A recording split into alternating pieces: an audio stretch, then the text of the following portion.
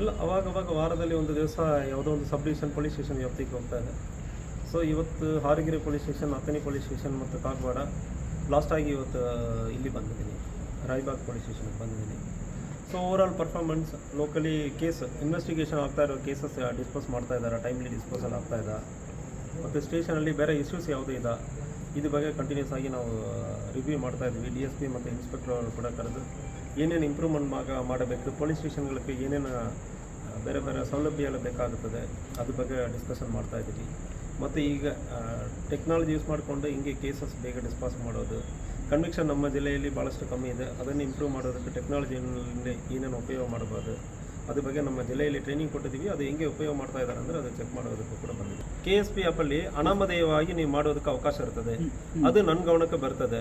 So ನನ್ನ ಗಮನಕ್ಕೆ ಬಂದಾದ್ಮೇಲೆ ಅದು ಕ್ರಮ ಕೈಗೊಂಡಿಲ್ಲ ಅಂದರೆ ಮತ್ತು ಸೀದಾ ಅನಾಮಧೇಯವಾಗಿ ಇನ್ನೊಂದು ಮತ್ತು ನಡೀತಾ ಇದೆ ಅಂದರೆ ನಾವು ನಮ್ಮ ಟೀಮ್ ಇಟ್ಕೊಂಡು, ಸೊ ಲೋಕಲ್ ಇಂಟೆಲಿಜೆನ್ಸ್ ಇಟ್ಕೊಂಡು ನಾವು ಚೆಕ್ ಮಾಡ್ತೀವಿ. ಒಂದು ವೇಳೆ ಅಂತಾಗ ಇರೋ ಸಂದರ್ಭದಲ್ಲಿ ಆಫೀಸರ್ಸ್ ಮೇಲೆ, ಬೀಟ್ ಸಿಬ್ಬಂದಿ ಮೇಲೆ ಕ್ರಮವನ್ನು ಕೈಗೊಂಡಿದ್ದೀವಿ. ಇತ್ತೀಚೆಗೆ ಇದೇ ಸ್ಟೇಷನಲ್ಲಿ ಕ್ರಮವನ್ನು ಕೈಗೊಂಡಿದ್ದೀವಿ. ಸೊ ಬಡ್ಡಿ ವ್ಯವಹಾರದಲ್ಲಿ ಯಾರೋ ಒಬ್ಬರು ಮೀಟ್ರ್ ಬಡ್ಡಿ ಎಲ್ಲ ಹಾಕ್ಕೊಂಡು ಬರೋ ಸಂದರ್ಭದಲ್ಲಿ ಸೊ ಯಾವುದೇ ಕಾರಣಕ್ಕೂ ನಮ್ಮ ಕರ್ನಾಟಕ ಸ್ಟೇಟ್ ಗೌರ್ಮೆಂಟ್ ಸೆಕ್ಯೂರ್ಡ್ ಲೋನ್ಗೆ 14%, ಅನ್ಸೆಕ್ಯೂರ್ಡ್ ಲೋನ್ಗೆ 16% ಅಂದರೆ ರೇಟ್ ಫಿಕ್ಸ್ ಮಾಡಿದೆ.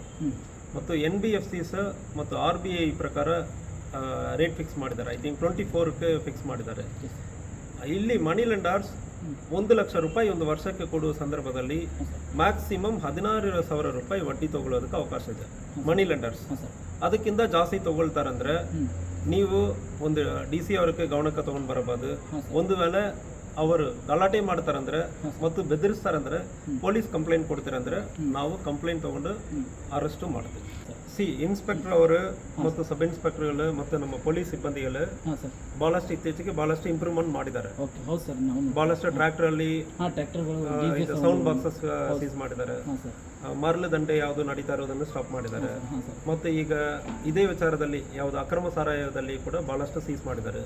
ಮುಂದಿನ ದಿವಸಗಳಲ್ಲಿ ಅದು ಸೀಸ್ ಮಾಡೋದಕ್ಕೆ ಅವರು ರೆಡಿ ಇದ್ದಾರೆ. ಮಾಹಿತಿ ನೀವು ಕಳಿಸ್ತೀರಂದ್ರೆ ನಾವು 100% ಕ್ರಮ ಕೈಗೊಳ್ತೀವಿ.